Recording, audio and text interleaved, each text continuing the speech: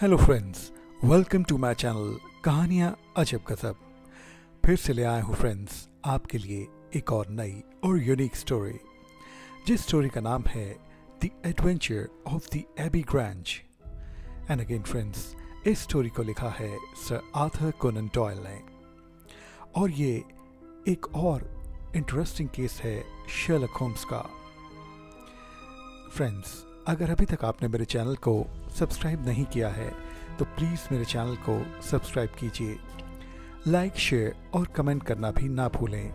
तो friends, let's start with the cases of Sherlock Holmes का the adventure of the Abbey Grange. लोहा लोहे को काटता है, ये कहावत यूं ही नहीं बनी। क्रिमिनल केस ट्रैक करने के लिए यूं तो पुलिस और कानून है, लेकिन कई बार कुछ शातिर अपराधी इतनी सफाई के साथ अपराधों को अंजाम देते हैं कि उन तक पहुंचना तो दूर, उनके बारे में सुराग तक पता लगाने में पुलिस को भी नाकों चने चबाने पड़ते हैं। ऐसे अपराध और अपराधी पुलिस और कानून के लिए बड़ी चुनौती होते हैं। कानून की गिरफ्त से बचे हुए अपराधी वैसे दूसरे अपराध करने के लिए भी खुले घूम रहे होते हैं, जो एक और भी खतरनाक स्थिति है। तब ऐसे में पुलिस तक को सिर्फ एक ही शख्स की याद आती है, मास्टर डिटेक्टिव शर्लक होम्स की। अपराध की दुनिया में कानून का ऐसा फौलाद जिसकी चोट पर कोई भी अपराधी तिलमिला जाए। शर्लक अपराधियों के सिर पर पड़ी लोहे की ऐसी चोट जिसमें टूटकर बिखरना तय है। शर्लक को वो पत्र मिला। पत्र उसके पुलिस मित्र हॉपकिंस ने भेजा था। हॉपकिंस पुलिस का एक होनहार इंस्पेक्टर था। वो पहले भी कई मुश्किल केसों में उसकी मदद ले चुका था। शर्लक जानता था कि हॉपकिंस मदद के लिए तभी रिक्वेस्ट करता है जब वास्तव में ही उसे शर्लक की मदद की ज़रूरत पड़ती है और केस कुछ ज़्यादा ही पेचीदा होता है। वो खुद जीनियस था, लेकिन जानता था कि शर्लक जीनियस का भी बाप है। पत्र का मजमून इस प्रकार से था। एबी ग्रैंज, मार्शम कैंट, समय 3:30 बजे दोपहर। डियर शर्लक होम्स, एक मर्डर मिस्ट्री में उलझ गया हूँ। कातिल पकड़ से दूर है। कत्ल होने वाला एक नामी गिरामी और अमीर हस्ती है। मेरी इज्जत दाव पर लगी है और पूरे मीडिया की निगाहें इस केस पर हैं। मैंने घटनास्थल की घेराबंदी करवा दी है। मैंने तय किया है कि इस घेराबंदी को तब तक कोई नहीं तोड़ेगा जब तक तुम घटनास्थल पर पहुंचकर इस केस की तहकीकात ना कर लो। मैं नहीं चाहता कि कोई भी क्लू घटनास्थल से इधर से उधर हो जाए। तो क्या तुम अपने दोस्त की मदद के लिए आना चाहोगे? तुम्हारे इंतजार में, हॉपकिंस। क्या तुम जाओगे? डॉक्टर वॉटसन ने पत्र पढ़ते हुए शर्लक की आंखों में झांकते हुए पूछा। ऑफ कोर्स, हम जाएंगे। हॉपकिंस के साथ अब तक हमने लगभग 7 केस किए हैं। उन 7 केसों को सॉल्व करने में बहुत दिमाग खर्च हुआ था। ऐसा हर केस मेरे दिमाग की खुराक होता है, उसको पोषण देता है। हम ज़रूर चलेंगे। क्या तुम तैयार हो? मेरी कहाँ औकात कि मैं शर्लक को मना कर सकूं। डॉक्टर वॉटसन मुस्कुराए।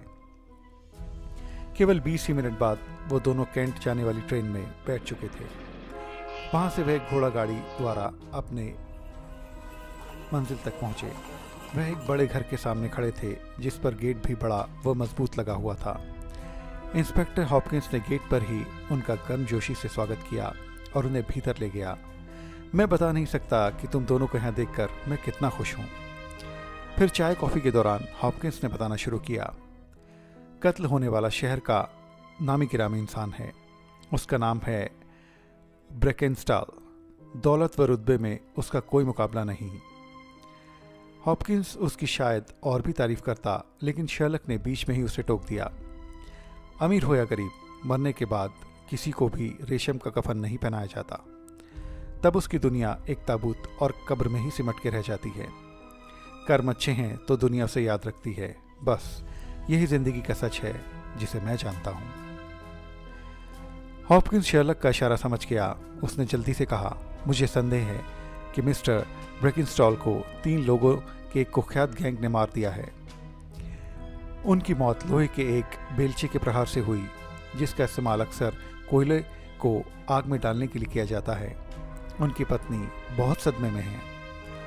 शर्लक 3 लोगों के इस गैंग के कारनामों से परिचित था।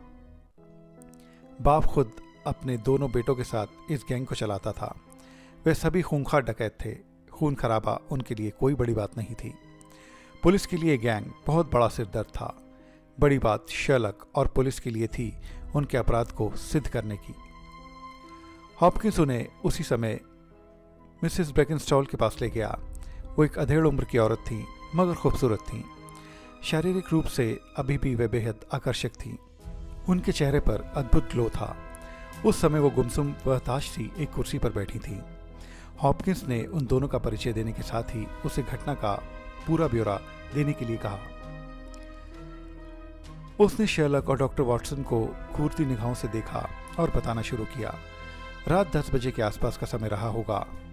मैं एक किताब पढ़ रही थी। मेरे पति ऊपर अपने कमरे में सो रहे थे। सभी नौकर भी सोने के लिए अपने अपने कमरों में जा चुके थे। करीब 11 बजे होंगे जब मैं उठी। मेरी निगाहें नींद से बोझिल हो रही थीं। मैंने किताब एक तरफ रखी। सोने जाने से पहले एक नज़र आसपास के माहौल पर डाली। मेरा मतलब है कि जैसे आमतौर पर सभी घर की औरतें करती हैं, यानी ये चेक करना कि घर के सारे खिड़की दरवाजे अच्छी तरह से बंद कर दिए गए हैं या नहीं। जलती मोमबत्ती मेरे हाथ में थी। मैंने खिड़की को खुला पाया। मैं उसकी तरफ बढ़ी। तभी मेरी निगाहें सरसरी रूप से खिड़की की तरफ गईं। मैंने वहाँ 3 लोगों को खड़े देखा। उनमें जो उम्र से बड़ा दिखाई पड़ता था वो भीतर आने की कोशिश कर रहा था। मैंने उन्हें देखते ही चीखने के लिए मुंह खोला ही था कि उसमें से एक स्प्रिंग के समान उछला और उसने खिड़की के अंदर आकर मेरी गर्दन दबोच ली। मेरी आवाज़ गले के अंदर ही घुट गई। मैं बहुत घबरा गई थी। मैं उसकी पकड़ से निकलने के लिए मचलने लगी। इस आपाधापी में कुर्सी गिरने से जोर की आवाज़ हुई। तब तक वो दोनों भी भीतर आ गए। मुझे जिसने पकड़ रखा था उसने जब मुझे पकड़ से छूटने की कोशिश करते देखा तो एक ज़ोरदार तमाचा मेरी गाल पर जड़ दिया, जिससे मैं चीखते हुए दूर फर्श पर जा गिरी। मेरी आंखों के आगे अंधेरा सा छा गया। ऐसा लगा जैसे मैं होश खो चुकी हूँ, लेकिन मैं बेहोश नहीं हुई थी। मैं देख रही थी कि वो मुझे कुर्सी से बांध रही हैं, लेकिन मैं उनका मुकाबला करने की स्थिति में नहीं थी। उन्होंने मेरे मुंह में कपड़ा घुसेड़ दिया। मैं आतंकित थी। तभी मैंने अपने पति को उधर आते हुए देखा। शायद उन्होंने उस गड़बड़ को महसूस कर लिया था। उनके हाथ में एक भारी छड़ी थी। उन्होंने इन तीनों को देखते ही उन पर छड़ी से वार करने की कोशिश की, लेकिन उन तीनों की ताकत के आगे उनकी एक न चली। उनमें से एक ने वहीं फायरप्लेस से उस बेलचे को उठाकर उनके सिर पर एक जोरदार वार किया। वार इतना खतरनाक व जोरदार था कि मेरे देखते ही देखते वे फर्श पर गिरे और छटपटाते हुए तुरंत ही उन्होंने दम तोड़ दिया। मेरी आंखें आतंक से फट चुकी थी। मैं चीख भी नहीं सकती थी। मेरा दिमाग चकराने लगा। फिर जब मैंने तुरंत ही दिमाग को काबू में किया तो मैंने देखा कि वे तीनों तब भी वहाँ मौजूद थे। मैं उनके डर से वैसे ही बिना हिले डुले पड़ी रही। वे कीमती सामान समेट रहे थे। उन्होंने कीमती शराब की बोतल भी ले ली थी। उसे देखकर तीनों खुश थे। तीनों इतने बेखौफ थे कि शराब की बोतल वहीं खोलकर शराब पीने लगे। उन्होंने अपने गिलास खाली किए और फिर उसी खिड़की से बाहर निकल गए। उनके जाने के बाद मैंने किसी तरह अपने मुंह में ठुसा कपड़ा निकाला। उसके बाद मैं चिल्लाने लगी। मेरी चीखें सुनकर नौकर दौड़े आए। उन्होंने मेरे बंधन खोलकर मुझे आज़ाद किया। इसके बाद पुलिस को सूचना दे दी गई। शर्लक डॉक्टर वॉटसन के साथ उस कमरे में पहुंचा जहां वह घटना हुई थी। टेबल पर 3 गिलास अभी भी रखे थे। शर्लक ने आरआई कत्ल को ध्यान से देखा। उसे इतना जोरदार व घातक वार किया गया था कि बेलचा एक कोने से मुड़ गया था। शर्लक ने टेबल पर पड़े हुए शराब के गिलासों को भी ध्यान से देखा, जिनमें उन तीनों ने शराब पी थी। शर्लक ने तीनों के गिलासों को सूंघ कर देखा। उसने पाया कि 2 गिलासों का इस्तेमाल ही केवल शराब पीने के लिए किया गया था। शर्लक ने हॉपकिंस से सवाल किया, क्या मिसेस ब्रेकिनस्टॉल ने उन तीनों को ही शराब पीते देखा था? हाँ, उसने तुम्हारे सामने ही तो कहा कि उसने ऐसा होते हुए देखा था। नहीं, सवाल ये है कि उन्होंने उसे क्यों छोड़ दिया, जबकि वो तो उन्हें देख भी चुकी थी। वो इस केस की आई विटनेस भी बन सकती थी। हाँ, उसने कहा तो कि वो अपने होश खो देने का नाटक कर रही थी ताकि कहीं वो उसे भी न मार दें। शर्लक ने तुरंत घर के नौकरों से बात करने की इच्छा जताई। नौकरों को मिसेस ब्रेकिनस्टॉल के सामने ही लिविंग रूम में बुला लिया गया। उनमें से एक अधेड़ सी दिखती नौकरानी थेरेसा ने बताया, वह बहुत भयानक पल थे। सबसे पहले मैं मैडम की चीख सुनकर वहाँ पहुँची थी। मैंने मैडम को उस हाल में देखा तो सबसे पहले उन्हें रस्सियों की कैद से आज़ाद कराया। उसके बाद पुलिस को इन्फॉर्म किया गया। क्या तुमने भी कुछ लोगों को बंगले के बाहर खड़े देखा था? हाँ, मेरी उड़ती सी नज़र उन पर गई तो थी, पर मैंने समझा वो ऐसे ही खड़े होंगे, बाहर तो कोई भी खड़ा रह सकता है। उस समय मुझे उन पर किसी तरह का कोई शक नहीं हुआ। सहसा शेरलॉक की निगाहें मिसेस ब्रैकेनस्टॉल की कलाई की तरफ गईं। वहाँ से स्लीव कुछ ऊपर खिसक गई थी, जिससे वहाँ एक जख्म सा दिखाई पड़ रहा था। उसने पूछा, यह चोट शायद रात को ही लगी होगी। आपका मतलब है कि उन तीनों बदमाशों के कारण? लेकिन मैं आपको बता दूं कि ऐसा नहीं है। ये चोट मुझे मेरे पति की दी हुई है। क्या मतलब? मेरे पति हीरा इंसान थे, लेकिन तब तक जब तक शराब उनके हलक से नीचे नहीं उतर जाती थी। पीने के बाद उन्हें होश नहीं रहता था, वह जंगली हो जाते थे। उनके गुस्से की हद थी कि एक बार शराब के नशे में उन्होंने बड़ी निर्ममता के साथ अपने कुत्ते को जला दिया था।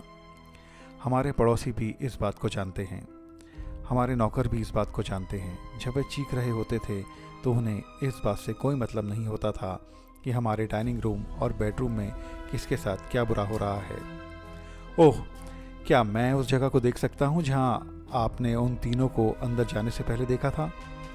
वो उन्हें वहाँ ले गई। शेरलॉक ने डाइनिंग रूम में रखी कुर्सी के पास वो रस्सी पड़े हुए देखी जिससे मिसेस ब्रैकेनस्टॉल के बयान के मुताबिक उनको बांधा गया था। सहसा शेरलॉक ने हॉपकिंस से पूछा, मिस्टर हॉपकिंस, क्या सच में यहाँ की सभी चीज़ें घटना के बाद से वैसे ही पड़ी हैं? निसंदेह, ये सब मेरी सख्त निगरानी में है। लेकिन उन्हें रस्सी कहाँ से मिली? रस्सी उन्हें खिड़की पर टंगे पर्दे से तोड़ी होगी। रस्सी का प्रयोग अक्सर पर्दे को खींचकर बंद और खोलने के लिए किया जाता है। यह सुनते ही शेरलॉक सीधा खड़ा हुआ, जैसे वापस चलने के लिए तैयार हो गया हो। उसने कहा, मिस्टर हॉपकिंस, आपका कहना बिल्कुल ठीक है। ये काम उन तीनों बदमाशों का ही है। आप उन्हें ढूंढ कर गिरफ्तार कर सकते हैं और अब हमें आज्ञा दें, हमें जाना होगा। शेरलॉक ने हॉपकिंस के साथ हाथ मिलाया और डॉक्टर वॉटसन के साथ बाहर निकल गया। दोनों ने वापसी का टिकट लिया और ट्रेन में चढ़ गए। डॉक्टर वॉटसन का दिमाग चक्कर खा रहा था। ऐसा पहली बार था कि शेरलॉक ने यहाँ आकर कुछ किया नहीं था। पहली बार ऐसा हुआ था कि उसने पुलिस की बनी हुई थ्योरी को सही ठहरा दिया था। उन्हें यह समझ नहीं आ रहा था कि इसमें फिर शेरलॉक वाली क्या बात थी। आखिर इस केस में ऐसा कुछ नहीं था, तो फिर हॉपकिंस ने शेरलॉक को क्यों बुलाया था? ट्रेन चली तो शेरलॉक पिछले दरवाजे से तुरंत उतरने लगा। उसने डॉक्टर वॉटसन का हाथ पकड़कर उसे भी नीचे उतार लिया। डॉक्टर वॉटसन की बुद्धि फिर चकरा गई थी। ये क्या कर रहे हो? ट्रेन से गिराओगे क्या? वास्तव में हम अभी कहीं नहीं जा रहे हैं। इसका क्या मतलब है? क्या तुम्हारे मन में कोई सवाल नहीं उठ रहे हैं? उठ रहे हैं, लेकिन मैं जानता हूं कि तुमने जो कुछ सोचा होगा वह ठीक ही होगा।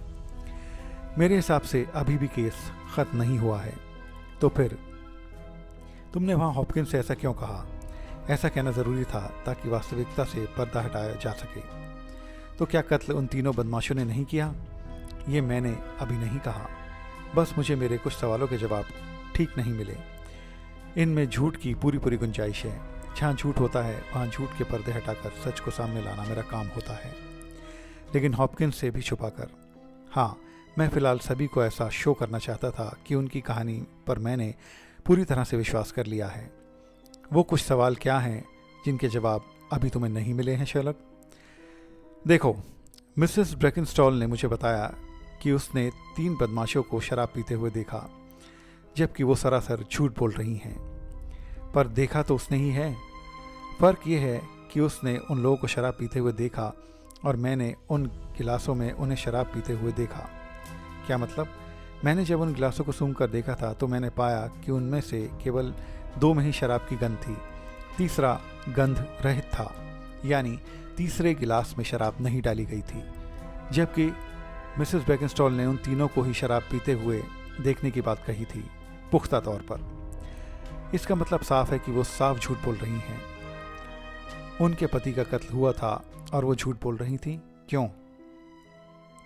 समझना बाकी था कि तीसरे गिलास की वहाँ क्या ज़रूरत थी और क्यों थी, जबकि पीने वाले तो 2 ही थे। वो क्यों ऐसे बयान दे रही थी जो हत्यारों के फेवर में जा रहे थे? क्या वो नहीं चाहती थी कि कातिल पकड़ा जा सके? मैंने कभी पहले भी कहा था कि किसी भी केस में जब तक एक भी सवाल का जवाब अधूरा होता है तो समझो कि केस में कहीं लोच छूट गया है। इसलिए तब मैं वहाँ से चला गया ताकि उन बिखरी कड़ियों को जोड़ सकूं। मैं जानता था कि इंस्पेक्टर हॉपकिंस पर सर ब्रेकेनस्टॉल के रुतबे का काफ़ी प्रभाव है। शायद वो मुझे सख्ती के साथ पूछताछ ना करने देता या एतराज़ करता, इसलिए मैं अब आगे की कार्रवाई उसके जाने के बाद ही करना चाहता था। उन्होंने तब तक दोबारा कैंट जाने वाली ट्रेन पकड़ ली थी। ठीक 15 मिनट के बाद वे फिर से सर ब्रेकेनस्टॉल के बंगले में खड़े थे। उन्हें अंदर जाने से नहीं रोका गया। हॉपकिंस सचमुच वहाँ नहीं था। शेरलॉक वापस घटनास्थल पर पहुंचा। डॉक्टर वॉटसन उसके साथ थे। एक बार फिर से शेरलॉक ने बहुत ही बारीकी के साथ घटनास्थल का मुआयना किया।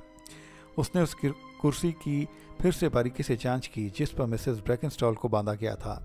यहाँ तक कि उसने उस रस्सी की गांठों तक का फिर से मुआयना किया जिससे उन्हें बांधा गया था। और फिर सवाल आया, कुछ मिला? हाँ, मिसेस ब्रेकेनस्टॉल का एक और झूठ। उन्होंने मुझे बताया था कि लुटेरों ने पर्दे की रस्सी को खींचकर तोड़ा था, जबकि रस्सी को खींचकर नहीं तोड़ा गया था बल्कि उसे चाकू से काटा गया था।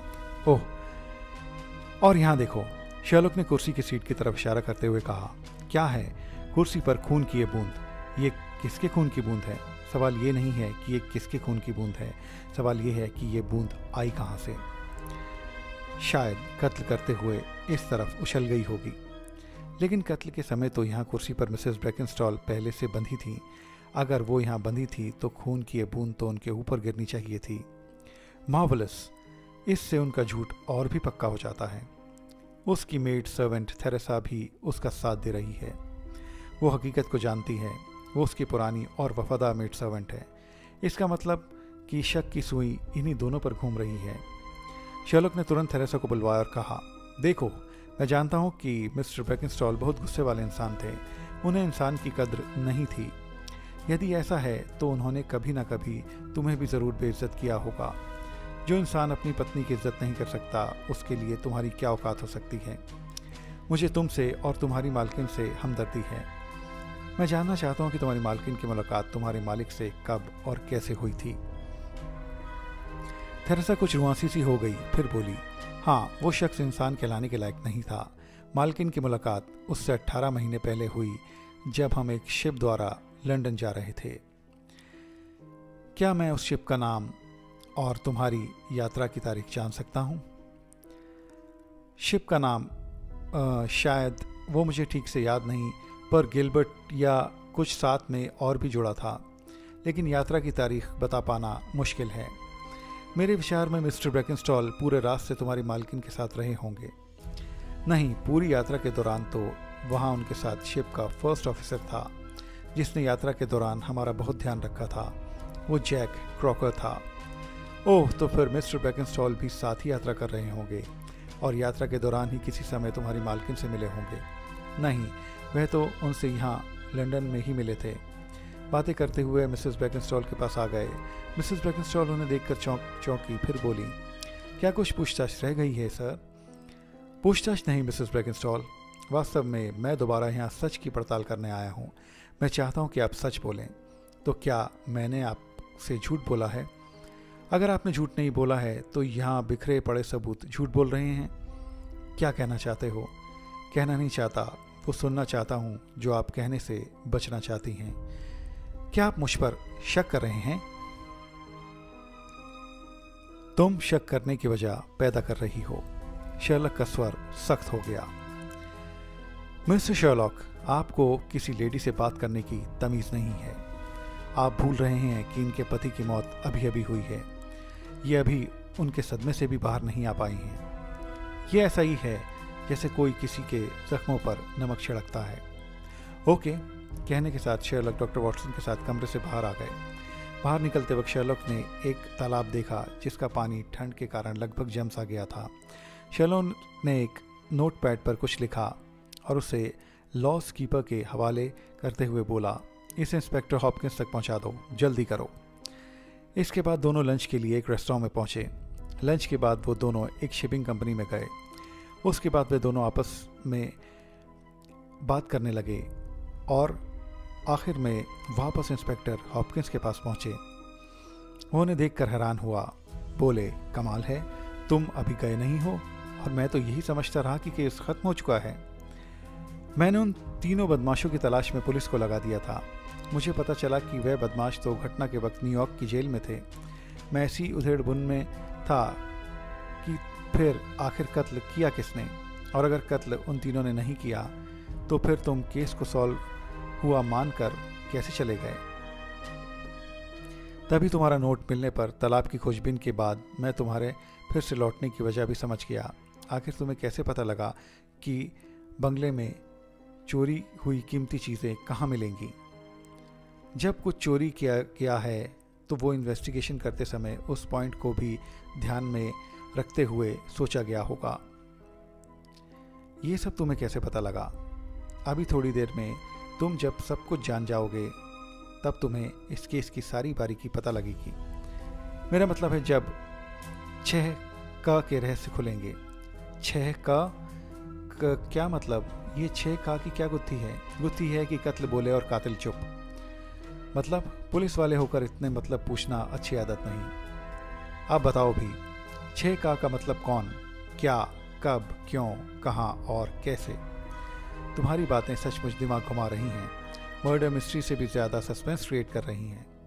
कुछ देर में ही हम किलर से मिलेंगे, तब सारी गुत्थियाँ खुद ही सुलझ जाएंगी। शर्लॉक के चुप होते ही एक लंबे कद के मजबूत जिस्म का इंसान भीतर दाखिल हुआ। उसने शिप के कैप्टन की वर्दी पहनी थी। उसने आते ही कहा, मेरा नाम जैक क्रॉकर है। मिस्टर शर्लॉक, मुझे मेरी शिपिंग कंपनी से बताया गया कि आप मुझसे मिलना चाहते हैं, तो मैं यहाँ आ गया। हाँ, मैंने ही वहाँ ऐसा मैसेज छोड़ा था। हमने सोचा कि तुम्हें द बॉस शिप का कैप्टन बनाने की मुबारकबाद तो दे ही दी जाए। लेकिन मैं आपको नहीं जानता, लेकिन हम आपको जानते हैं, और यह भी कि कल रात मिस्टर ब्रेकिनस्टॉल के साथ क्या, क्यों और कैसे हुआ। इसलिए सच छुपाने से कुछ हासिल नहीं होगा। उसने बेचैनी में पहलू बदला। उसका चेहरा उतर गया। वो समझ गया कि खेल खत्म हो गया है। वो बोला, मेरी मिस मैरी फेदर्स से मुलाकात शिप में उनकी यात्रा के दौरान हुई थी। हाँ, कहते रहो। मैं जानता हूँ कि मैरी फेजर ही मिसेस ब्रेकिनस्टॉल हैं। उसे देखते ही मैं दिल हार गया। पहली नज़र का प्यार, जिसे भूल पाना मेरे वश में नहीं था, लेकिन उस वक्त मैरी ने मुझे ज़्यादा तवज्जो नहीं दी। हालांकि हम अच्छे दोस्त बन चुके थे। उसके शिप से जाने के बाद भी मैं उसे और उसकी बातों को नहीं भूल सका। मैं उससे मिलना चाहता था। मैं लंदन पहुंचा तो मैंने उसके घर का पता लगाया। आखिर मैं उससे मिलने उसके घर पर पहुंच गया। मैं जानता था कि उसकी शादी हो चुकी है, पर मैं उससे किसी भी हालत में मिलना चाहता था। मैं उसके घर की खिड़की पर टंगा रहा, उसके कमरे में आने का इंतज़ार करता रहा, डरता भी रहा कि कहीं कोई देख ना ले। फिर वो आई। मैं कमरे में आ गया। मुझे देखकर वो हैरान रह गई। उसने मुझे अपने पति की निर्ममता के बारे में बताया। वो वहाँ बहुत परेशान थी। उसका पति जानवर था, उसे जानवरों के समान पीटता था। उससे नफरत नहीं कर सकती थी। आखिर वो उसका पति था। उसने मुझे वहाँ से चले जाने के लिए कहा। मेरे पास वहाँ रुकने का कोई कारण नहीं था। मैं उसे छोड़कर नहीं जाना चाहता था, लेकिन मैं उसकी किस्मत के साथ नहीं लड़ सकता था। मैं जानता था कि उसी समय उसका पति वहाँ आ जाएगा, और उसका पति वहाँ आ भी गया। उसको मेरे साथ देखते ही वो उसे मारने के लिए झपटा। उसने हाथ में पकड़ी छड़ी का प्रहार उस पर किया। छड़ी से उसकी कलाई घायल हो गई। वो गुस्से में पागल था। उसने मुझे मारने के लिए छड़ी उठाई। मेरी समझ में कुछ नहीं आया। पास ही फायरप्लेस में मुझे बेलचा रखा दिखाई दिया। अगर उस बेलचे से मैं उसे नहीं मारता तो वो हम दोनों को ही मार डालता। संयोग से बेलचे की एक चोट से ही उसकी जान निकल गई। हम घबरा गए। मिस फेजर नहीं चाहती थी कि मैं इस केस में फंसकर अपना जीवन बर्बाद कर लूं। उसकी जिद पर तब हमने थेरेसा को भी अपने साथ मिलाते हुए एक कहानी बना डाली। हम दोनों ने थोड़ी थोड़ी वाइन पी। मैंने लंदन के तीनों कुख्यात बदमाशों के बारे में सुन रखा था। हमने इस घटना को लूटपाट का रंग देने की कोशिश की। एक खाली गिलास और रख दिया। वास्तव में तुम्हारी कहानी जानने ही मैं शिपिंग कंपनी गया था। कुर्सी पर बंधी रस्सी की गांठ देखकर ही मैं समझ गया था कि ये काम उन तीनों बदमाशों का नहीं है, क्योंकि समुद्र में काम करने वाले नाविक ही कुछ खास किस्म की गांठ लगाते हैं, और वो तुम थे, क्योंकि तुम्हारा संबंध मिसेस ब्रेकिनस्टॉल से भी था। हाँ, और तुम शातिर चोर होते तो कीमती चीज़ें तालाब में ना फेंक जाते, डॉक्टर वॉटसन ने कहा। जमे हुए तालाब का कुछ हिस्सा टूटा हुआ देखकर मुझे उसमें कुछ फेंके जाने का शक हुआ था। मैं अपना गुनाह कबूल करता हूँ। हाँ, लेकिन वास्तव में तुमने जो कुछ किया अपने बचाव में किया। कोर्ट इस बात को हमेशा ध्यान रखती है कि जुर्म किन हालातों में हुआ। हम उम्मीद करते हैं कि इंस्पेक्टर हॉपकिंस इस केस में तुम्हारी ज़रूर मदद करेंगे। शर्लक डॉक्टर वॉटसन के साथ तेज़ी के साथ एक तरफ को चलते चले गए। केस अब ख़त्म हो चुका था। डॉक्टर वॉटसन ने गहरी सांस लेते हुए कहा, कातिल कितना भी चुप क्यों रहे, पर कत्ल ज़रूर बोलता है। शर्लक अपना पाइप सुलगाकर अब धीमे धीमे उस तंबाकू का मज़ा ले रहा था। तो फ्रेंड्स, ये थी the mystery of the Abbey Grange. तो फ्रेंड्स, कैसी लगी आपको ये स्टोरी, कमेंट में ज़रूर लिखकर बताएं। मेरे चैनल को लाइक, शेयर और सब्सक्राइब करना भी ना भूलें। और मेरी और इंटरेस्टिंग और मज़ेदार कहानियों के लिए आप डिस्क्रिप्शन में ज़रूर जाएं और अपने फ्रेंड्स और फैमिली के साथ मेरी और भी वीडियोस को और कहानियों को एंजॉय ज़रूर करें। तो फ्रेंड्स, मिलते हैं आपसे मेरी नेक्स्ट और इंटरेस्टिंग स्टोरी में। तब तक के लिए बाय बाय।